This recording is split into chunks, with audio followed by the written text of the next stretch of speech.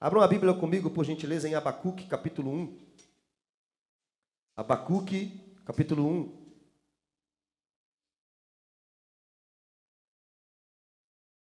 Eu queria ver com vocês a história desse profeta. O nome dele significa abraço. Abacuque viveu nos dias de Jeremias. Abacuque viveu por volta de 600 anos antes do Senhor Jesus. Abacuque foi um homem escolhido por Deus para Deus avisá-lo tudo aquilo que ele faria com o reino do sul. Nós sabemos, irmãos, que depois de Davi e Salomão, Israel é dividido em dois grandes reinos. O reino do norte com o rei Jeroboão e 10 tribos, e o reino do sul com 2 tribos e o rei Roboão. O reino do norte teve em 208 anos 19 reis. O reino do sul, em 345 anos, teve 20 reis. Nós sabemos que no ano 722 a.C., o reino do norte... Abram a Bíblia comigo, por gentileza, em Abacuque, capítulo 1. Abacuque, capítulo 1.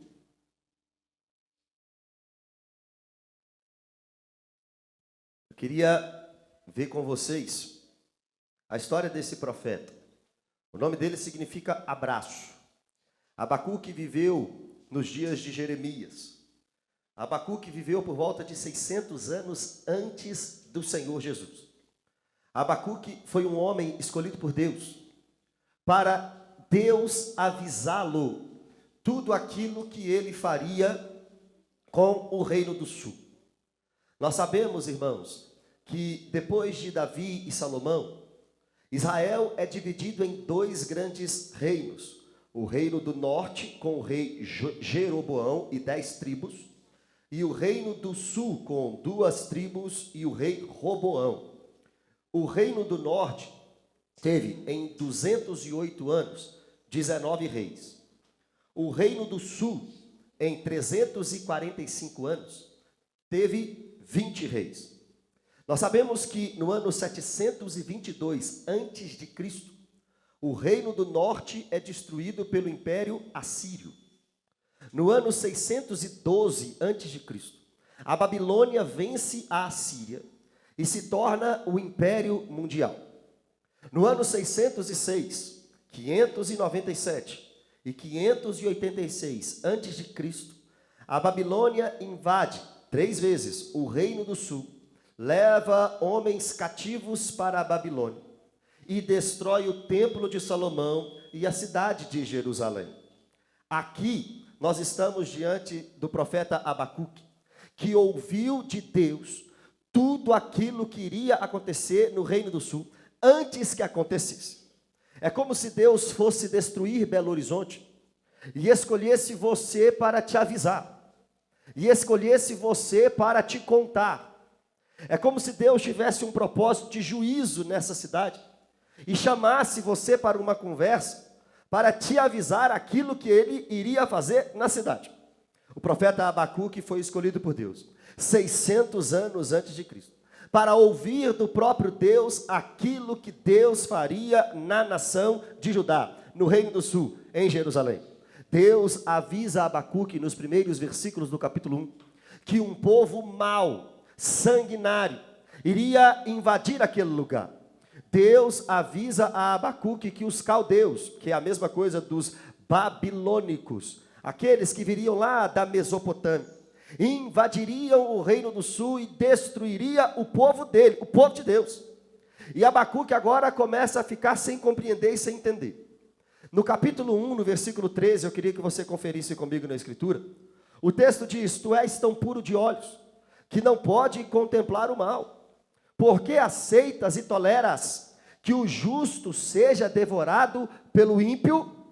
Abacuque, diante das duras palavras de Deus, não consegue compreender a totalidade do plano de Deus, e questiona a Deus e pergunta a Deus: Senhor, por que é que o Senhor está permitindo que o povo de Israel, o povo de Judá, o povo justo, seja devorado pelo ímpio, pelos babilônicos. Irmãos, na cabeça de Abacuque, o povo de Judá, o povo da nação de Israel, mesmo diante de seus erros e de suas falhas, eram mais puros e mais justos do que a Babilônia. Só que nós sabemos, irmãos, que ao longo da história de Israel, aquela nação sempre se dobrou à idolatria, sempre se prostrou à idolatria. Um rei se levantava da parte do Senhor, e aquele povo parava de idolatrar. Mas um rei apóstata ficava no trono, e toda a nação também caía em idolatria. Nos dias dos juízes, a mesma coisa. Aquele povo se levantava em rebeldia contra Deus. Deus levantava um juiz, libertava aquele povo de seus inimigos. O juiz morria e aquele povo se rebelava contra Deus novamente. Na cabeça de Abacuque, aquele povo do Reino do Sul não poderia passar por um sufoco tão grande como esse, porque era o povo de Deus. Então, na cabeça de Abacuque, a questão era: Senhor, nós somos o teu povo. Senhor, nós somos o povo escolhido. Nós fazemos parte de Judá. Como é que o Senhor vai permitir que um povo mau chegue até nós, trazendo juízo, trazendo destruição? Irmãos, mas Deus permite. Mas Deus permite o seu povo passar por dificuldade. Mas Deus permite que um povo mau vença o seu povo. Deus permite que um povo mau seja usado por ele para juízo. Em Isaías capítulo 9 e capítulo 10, Deus mostra que a Assíria iria destruir o reino do norte, mas depois seria julgado por Deus. E agora o reino do sul vai passar pela mesma coisa. E Abacuque, se entendendo mais justo e mais puro do que a Babilônia, e Abacuque entendendo que o povo do reino do sul era mais justo e mais puro do que a Babilônia, questiona e pergunta a Deus: tu és tão puro de olhos, que não pode contemplar o mal, porque é que o Senhor está aceitando e tolerando que a Babilônia venha destruir o reino do sul? Por quê? Porque é um povo que merece julgamento, porque era um povo apóstata, porque era um povo idólatra. Irmãos, muitas vezes nós precisamos de um conselho de Deus, de uma correção de Deus, e às vezes a mão vem pesada. Às vezes Deus vem com uma correção pesada, e quando a correção vem, nós ficamos questionando e perguntando: Senhor, por quê? Senhor, por quê? Por quê? Olha para os seus dias, olha para os nossos dias passados, olha para o nosso estilo de vida, olha como nós caminhamos e olha como nós andamos. Quando Deus corrige, irmão, Ele não corrige à toa. Ele corrige um povo que merece ser corrigido. Ele corrige um povo que anda errado, que anda errante, que anda longe dos caminhos do Senhor, que anda longe da palavra de Deus. Plantou desobediência a vida toda e agora não quer colher juízo, conserto. Irmão, a justiça de Deus não tarda. A justiça de Deus chega na hora certa. E Abacuque agora está ouvindo de Deus que a sua justiça chegaria no reino do sul. Contrariado, ele pergunta a Deus: mas nós não somos o teu povo? E eu imagino Deus respondendo: por você fazer parte do meu povo, é aí que você tinha que entender que eu vou trazer juízo para corrigir o meu povo. No capítulo 2, no início do capítulo 2, Abacuque vai para a torre de vigia, esperar uma resposta de Deus. No capítulo 1, versículo 13, ele questiona Deus e pergunta a Deus: por quê? No capítulo 2, a partir do versículo 1, nós vemos ele indo para a torre de vigia. Nós vemos Abacuque agora indo para o lugar de oração, para esperar resposta de Deus. Irmão, eu tenho certeza que você sabe disso. Eu só não sei se você consegue esperar isso. Mas Deus responde a oração. Quando você ora, Deus responde. Ele pode te responder com um espere, e até aí tudo bem. Ele pode te responder com um sim, e aí é uma alegria muito grande. Mas ele também pode te responder com um não. E ele vai responder a Abacuque como se fosse um não, você vai entender. Abacuque pergunta para Deus: por que é que o Senhor está tolerando e aceitando tudo isso? Por que é que o Senhor está permitindo o juízo? Já te falamos por quê, já te explicamos por quê, Abacuque. Mas agora Abacuque coloca-se em torre de vigia e começa agora a esperar uma resposta de Deus. E a resposta de Deus chega no capítulo 2, no versículo 4. Em Abacuque capítulo 2, versículo 4, queria que você lesse aí comigo. A Bíblia diz: eis aí o soberbo, sua alma não é reta nele, porém o meu justo viverá pela fé. Eu tenho certeza que você já ouviu esse versículo, porque é um dos versículos mais conhecidos do Novo Testamento. É um dos versículos mais repetidos do Novo Testamento. É o versículo base para a reforma protestante de Martinho Lutero. Esse texto aparece em Romanos 1,17, em Hebreus 10,38 e em Gálatas capítulo 3, versículo 11. Mas perceba comigo, meus irmãos, esta fala, o meu justo viverá pela fé, não é de Paulo, lá em Gálatas, nem em Romanos. Não é do autor aos Hebreus. Também não é de Abacuque. Quem disse isso foi Deus. O meu justo viverá pela fé. Primeiro, nós percebemos que neste versículo, nós temos dois pontos para serem analisados. O primeiro, eis aí o soberbo, sua alma não é reta nele. Por que Deus falou isso para Abacuque? Porque Deus está apontando para a Babilônia, que seria instrumento de Deus para julgar o reino do sul. E Deus não poupa a Babilônia de críticas. Deus diz: eles são soberbos, eles são arrogantes, eles são maus. E eu vou tratar com eles depois. Mas eu vou usá-los para trazer conserto e juízo para o meu povo. Deus está dizendo: eu vou usar um povo mau para trazer juízo para o meu povo. E quem pode questionar as ações de Deus? Mas nem a Babilônia ficaria longe do juízo de Deus. Ela teria que se ver com Deus depois.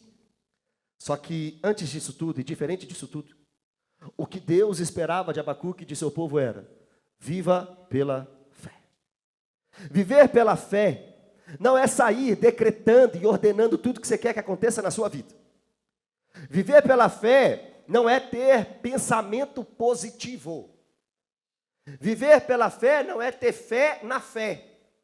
Tem gente que acha que só porque ele tem fé pode ter tudo que ele quiser. Ele não tem fé em Deus, ele está tendo fé na fé dele. E tem gente que acha que pensamento positivo é fé. Não, vamos aqui falar, vamos aqui pensar, até acontecer. Isso não é fé. Viver pela fé significa se apegar diante de Deus, firmemente em Deus, diante de uma situação difícil, diante de uma situação problemática, diante de uma calamidade. Isso é viver pela fé, se apegar firmemente a Deus, independentemente da situação. Isso é viver pela fé. Então o que Deus está dizendo para Abacuque é: Abacuque, você vai passar por um momento muito difícil. O seu povo vai passar por um momento muito difícil. O seu povo vai ter que lidar com uma nação má, a Babilônia, os caldeus. Mas Abacuque, eu espero que você viva pela fé. Se apegue em mim diante das dificuldades. Se apegue em mim diante dos problemas. Se apegue em mim diante da destruição. Deus não disse a Abacuque que o castigo não viria. Deus não disse a Abacuque que o juízo não viria. Deus disse: se apegue em mim, porque o juízo vai vir. Se apegue em mim, porque a dificuldade vai vir. Se apegue em mim, porque você está prestes a passar por um momento extremamente difícil e complicado. Abacuque. Imagina, meus irmãos, se falarmos aqui nessa manhã: viva pela fé, e nenhuma situação difícil vai acontecer na sua vida. Seria muito fácil.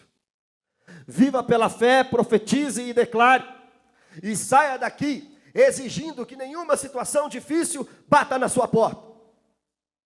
Eu estaria mentindo para você, mas você estaria dando pulos de alegria e ir embora saltitando. Mas eu preciso falar para vocês que pode ser que essa semana chegue momentos difíceis na sua vida.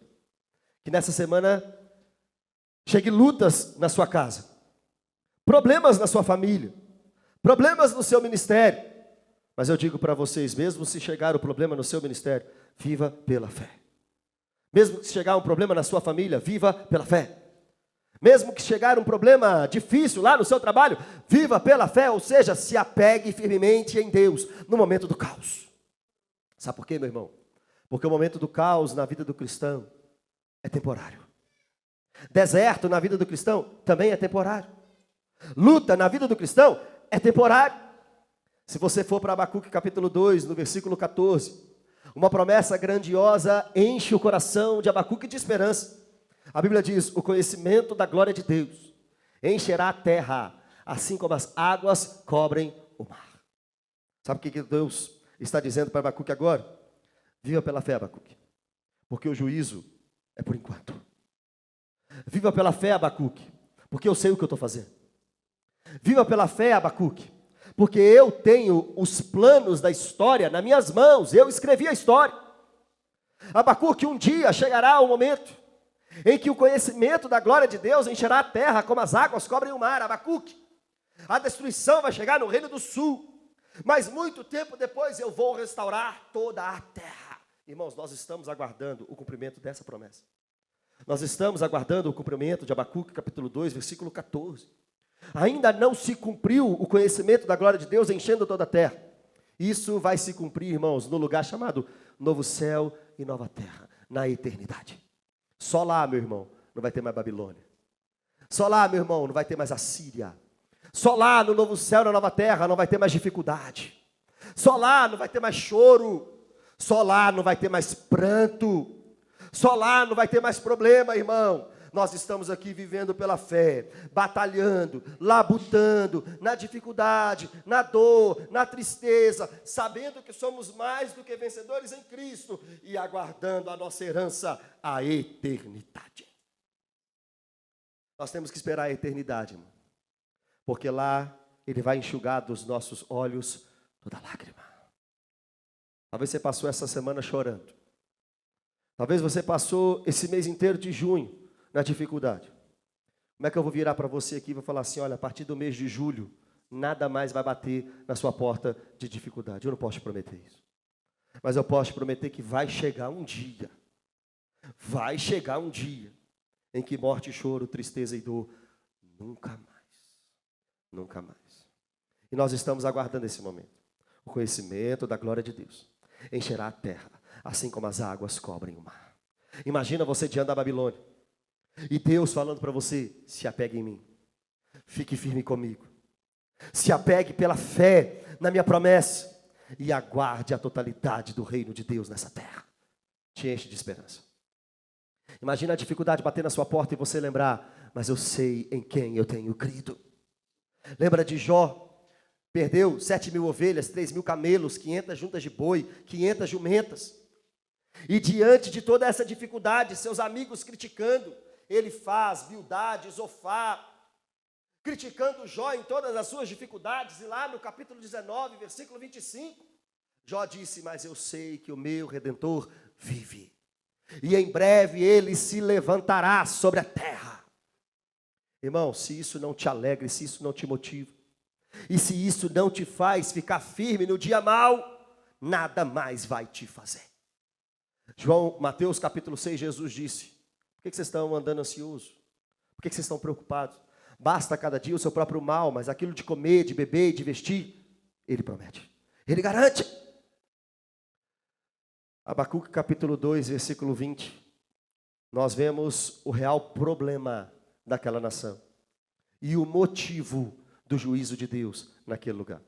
A Bíblia diz, o Senhor está no seu santo templo, cale-se diante dele toda a terra.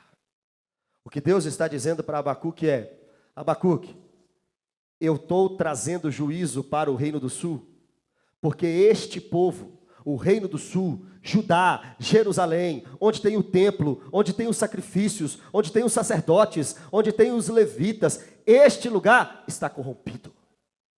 Já não tem mais reverência. Já não respeitam o meu nome mais no reino do sul. Já não se santificam como a palavra de Deus ordena. O reino do sul, Abacuque, esqueceu de mim. O reino do sul, Abacuque, abandonou a minha lei. abandonou a minha palavra. E agora eu estou trazendo correção para o reino do sul. E agora eu estou trazendo juízo para o reino do sul. O Senhor, irmãos, continua assentado num alto e sublime trono. Você reverenciando ou não. Você respeitando ou não. Você o buscando ou não.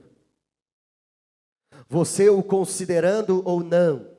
Ele continua em um alto e sublime trono, vendo tudo que nós estamos fazendo. Vendo tudo que nós estamos pensando. Sabendo todas as intenções do nosso coração. Compreendendo tudo aquilo que nós fazemos. E Ele sabe, irmão, quando é com reverência e quando não é com reverência. Ele sabe quando é com temor e quando não é com temor. Ele sabe quando é apenas pragmático. Ele sabe quando é apenas religiosidade. Mas Ele sabe também quando o coração está queimando por Ele. Ele sabe também quando o coração está desesperado por Ele. E Ele está exigindo reverência novamente. Ele está dizendo para Abacuque: Abacuque, diga a este povo que eu estou em um alto e sublime trono. Eu estou no meu santo templo. Cale-se diante dele toda a terra. Canções, pregações, sacrifícios, libações, vazios da verdadeira espiritualidade. Cale-se diante dele toda a terra, respeite toda a terra, esteja debaixo dele todo o homem. Eclesiastes capítulo 5, a Bíblia diz: quando estiveres na presença de Deus, sejam poucas as suas palavras, porque o Senhor está no céu e você apenas na terra. A oração do Pai Nosso mostra para nós o tamanho da sua superioridade. Pai nosso que estás no céu, santificado seja o teu nome. Ele é Pai, Ele é nosso, mas Ele está no céu. Ao mesmo tempo que nós temos intimidade dele de Pai, nós não podemos esquecer que Ele é Rei. Que Ele é Rei. Às vezes nós nos apegamos muito a Deus como Pai. E temos que fazer isso. E precisamos fazer isso. Mas nós não podemos esquecer que Ele é Deus. Que Ele é o Rei dos reis e Senhor dos senhores. Na nossa vida, irmãos, não vale apenas a intenção. Ah, minha intenção é boa, então eu vou fazer isso aqui para Deus. Mas Ele exigiu. Ah, eu vou cultuar a Deus com a melhor das intenções. Não, não é com a melhor das intenções que você cultua a Deus. Você cultua a Deus com a lei de Deus. Como é que Deus quer ser cultuado? Está na Bíblia, então eu vou fazer do jeito que está na Bíblia. Ah, eu vou cantar com a melhor das intenções. Não é com a melhor das intenções que você canta. Você canta segundo a palavra. Ah, eu vou pregar com a melhor das intenções. Deus não está preocupado com a melhor das intenções. Ele quer a sua obediência. O que é que tem que pregar? Tem que pregar a palavra. Ah, eu vou servir a Deus com a melhor das intenções. Deus conhece o meu coração. Ah, isso aqui eu ainda vou viver pecando. Isso aqui eu ainda vou continuar fazendo. Mas Deus sabe da intenção do meu coração. Ele está dizendo: me obedeça. Eu não quero saber de intenção, eu quero saber de obediência. E Deus está dizendo, melhor, Abacuque está dizendo, que Deus está no seu santo templo. E que tem que se calar diante dele toda a terra. Tem que se prostrar diante dele e adorá-lo, servi-lo, trabalhar para ele da forma que ele exige. Irmãos, ele é Deus. Ele não é o cara lá de cima. Ele é Deus. Eu acho que a gente esqueceu disso. Em Atos 2,42, a Bíblia diz que a igreja vivia na doutrina dos apóstolos, no partir do pão, na comunhão e na oração. E no versículo 43, a Bíblia diz: em cada alma havia temor. Temor. Coisa mais triste que tem é chegar em alguns lugares e perceber que ninguém teme a Deus mais. Que lugares que eu estou falando? Estou falando de igreja. Falando de igreja. Coisa mais triste que tem, irmão, é perceber que ninguém mais está tirando a sandália dos pés. Já não tem mais a diferença, irmão, do santo e do secular. Não tem mais. Vive do jeito que quer. A mesma boca sai bênção, no outro dia sai maldição. Um dia está na igreja, outro dia está na boate. Um dia está cantando para o Senhor, outro dia está cantando para Satanás. Um dia está servindo a Deus, outro dia está servindo os demônios. Se a gente não parar de brincar com a presença de Deus, a Babilônia pode vir. O juízo pode vir. E Deus avisou isso tudo a Abacuque. E Abacuque percebeu onde está o erro. O erro estava no povo, o erro não estava em Deus. O começo da pergunta de Abacuque é: Senhor, por que o Senhor está permitindo isso? Agora Abacuque entendeu. E se eu fosse Abacuque, eu ia falar assim: Senhor, agora que eu entendi, eu acho que o Senhor está pegando até leve. O Senhor está pegando até leve. Aí lá no capítulo 3 de Abacuque, lê comigo, no versículo 2. Abacuque, capítulo 3, versículo 2, a Bíblia diz: ouvi a tua voz e fiquei alarmado. Aviva, Senhor, a tua obra. No decurso dos anos, faze-a conhecida. Na tua ira, lembre da tua misericórdia. Perceba comigo, meus irmãos. Algumas falas desse versículo nos chamam a atenção. Na tua ira, lembre da tua misericórdia. Ou seja, a ira de Deus está chegando com os babilônicos para destruir o reino do sul. Só que o texto diz: Senhor, na tua ira, lembre da tua misericórdia. Senhor, eu sei que o Senhor está vindo com juízo e esta nação merece. Mas lembre também da tua misericórdia. Irmão, se Deus não fosse misericordioso, não sobrava ninguém. Se Deus não fosse bondoso, não sobrava ninguém. Na tua ira, Senhor, lembre da tua misericórdia. Abacuque está dizendo: eu ouvi a tua voz, eu fiquei alarmado, impressionado, chocado. Eu fiquei parado diante de tudo aquilo que o Senhor me disse. Então, Pai, este povo precisa de uma coisa: avivamento. Aviva, Senhor, a tua obra. Avivar significa trazer vida àquilo que está morto. Abacuque está pedindo a Deus para que pudesse trazer vida para o reino do sul, que estava morto. Espiritualmente falando, aquele povo já não cultuava a Deus como antes, já não oferecia sacrifício como antes, já não se preocupava com a ordem da lei de Deus como antes. Abacuque está olhando para aquele povo em decadência espiritual e está dizendo: Senhor, aviva a tua obra. Aviva o teu povo. Traz vida de novo para o teu povo, Senhor.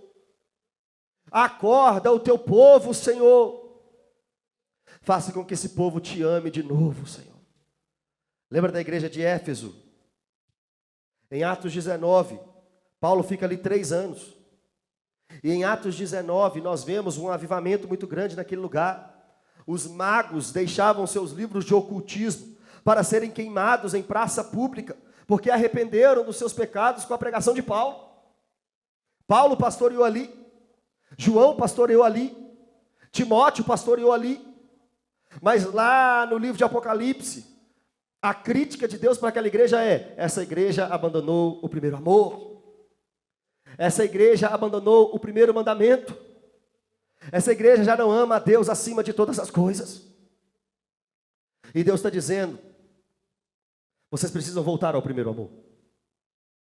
E Abacuque, voltando para o capítulo 3, versículo 2, está pedindo a Deus: Senhor, faz esse povo ter um encontro contigo de novo. Faz esse povo ter uma experiência contigo de novo. Faz esse povo chorar e clamar de novo. Eu estou aqui há 2 anos nessa igreja. Tem gente que está mais. Talvez você já acostumou a vir aqui. Já acostumou a estar aqui. Isso aqui virou para você um lazer, um lugar de encontro apenas. Isso aqui é lugar de sacrifício.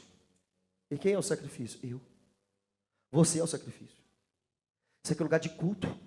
Culto a Deus. O que é culto? É se entregar aqui e servir ao Senhor Deus. Nós precisamos pedir a Deus para avivar o nosso coração, para avivar a sua igreja, para avivar a nossa família, o nosso ministério, para não cair na rotina, irmãos. A coisa mais fácil que pode acontecer na nossa vida é todas as programações dessa igreja virarem rotina. Mas não pode ser.